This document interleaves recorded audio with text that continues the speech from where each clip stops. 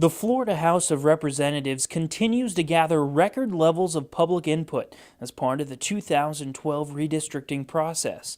Using traditional and new media outreach, the House has spent the last 16 months working to educate and engage the public in all things Florida redistricting. This effort fueled an unparalleled response. The House now boasts 30,000 visitors to each of its redistricting blogs. More than 500 fans on Facebook receive 440 posts by staff. Nearly 800 redistricting followers on Twitter viewed 1,700 tweets. More than 40 tutorial videos are available on YouTube, showing residents how to take part in the process and especially how to use the House's state-of-the-art My District Builder application. The channel boasts more than 6,800 views. In addition, more than 170 maps were submitted to the Florida legislature for their consideration. 30 press releases were issued on redistricting, and the House hosted 5 formal media availabilities to help reporters statewide better understand the redistricting process and the My District Builder application. 3,500 subscribers signed up to receive regular email updates about redistricting. Public service announcements in English and Spanish ran in every major media market in the state. The 2011 Redistricting Public Outreach Tour garnered nearly 5,000 attendees, and more than 1,600 people provided public testimony. In addition, hundreds more emailed, called, or posted to the House's numerous resources. The testimony is clearly reflected in the House's proposed maps. I live in eastern Leon County, and my House district is basically based in Jacksonville. Senate district is in Inverness. I'd like to have these districts more closer to home. House staff were able to include these comments from Joseph Sierra in each of the proposed congressional maps. And we'd like to be in the same district as, or all of Clay County be together in something.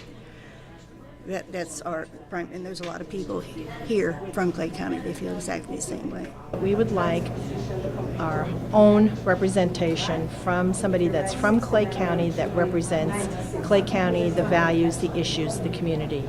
These comments from both Lynn Watson and Marge Hutton were used in several options of the proposed House maps, which guarantee Clay County will have a representative that actually lives within the county.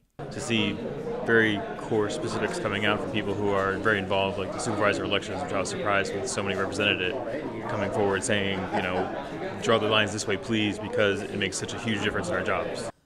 The Redistricting Committee heard from several supervisors of elections who asked for a major reduction in splits of voter tabulation districts, or VTDs.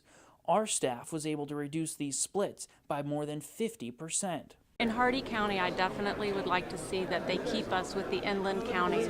Each of the proposed state house and congressional maps accomplished this request from Kathleen Ream. I think in my particular area, the main thing is to focus on the distinct communities of interest between the coastal communities that exist and the rural heritage communities that exist in the eastern portions of the county, which are based on agriculture.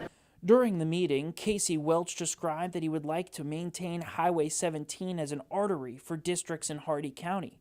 All proposed maps reflect this design.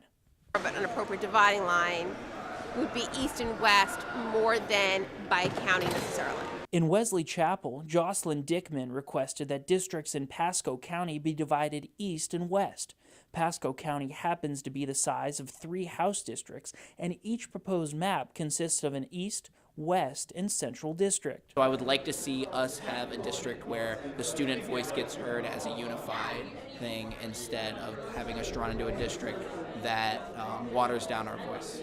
In Orlando, Brian Eastman asked for the UCF campus community to be kept whole, and all proposed state house maps comply with this request. The area that I live in, my district stretches 60 miles north and 20 miles south. So we end up with a house district that just is all over the place. So we don't have much in common with many people in 2 other counties.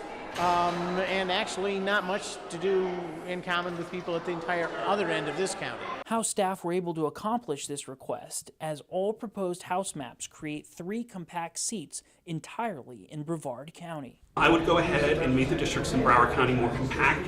I would make the districts in Broward County fewer. This request is reflected in each of the proposed House maps as they are far more compact and align with municipal boundaries. Well, I'd like to recommend, like I said, that instead of District 109, which is one in particular, going across from Overtown, which is one of the most impoverished neighborhoods, to Miami Beach, which is one of the most exclusive, that they cut that off and just let 109 stay on the other side of Miami, the bridge from Miami Beach, because it doesn't make any, the salaries and the incomes are completely different. Village of El Portal Mayor Daisy Black's comments are reflected in the proposed 2012 House maps.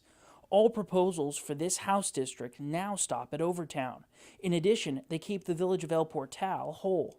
Right now we have 4 state representative districts that cut right through the town of Cutler Bay. So we have 4 representatives for a town of 40,000. We have 3 congressional seats, so that needs to change. Jaime Reyes's opinions are reflected as each proposed House map keeps Cutler Bay whole. Each of the proposed congressional maps now keep Cutler Bay whole as well. I was born in Sarasota and I live in Bradenton now, and I grew up by the airport, and the airport sits right on the county line, so the communities are very intertwined. I know from experience that there's a lot of community interaction between the counties, so I hope they don't draw districts strictly on county boundaries, because if they do that, they'll ignore that community aspect, that greater community of Sarasota, Manatee County. House staff paid particular attention to David Matthews' comments as they created congressional maps containing all of Sarasota and most of Manatee. In addition, the airport is in a singular district, and each House map has 4 districts entirely in Sarasota and Manatee County. Here in Southwest Florida, where it's a lot more common sense, I think that there should be 3 districts, as I mentioned, Southwest Florida, one in Sarasota and Manatee County, the other in Charlotte and North Lee, and the third in South Lee and Collier, and in composing some interior areas and interior counties here and there as well. Joseph Ruzzo's comments are reflected in all of the proposed 2012 congressional maps, precisely to how he described the 3 districts in Southwest Florida.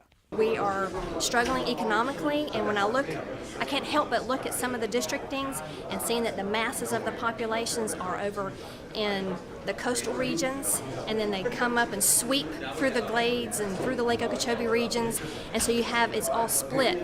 But the mass population in the district is over on the coast, which have no same interest of the Lake Okeechobee regions. So I'm hoping that during this process that the senators and representatives will take a hard look at that and look at the region as a heartland and to preserve it as well as to enhance it economically. Each proposed congressional map accomplishes Ashley Tripp's requests, and the proposed House maps respect her comments as counties like Okeechobee, Glades, and Highlands are paired with other South Florida rural counties.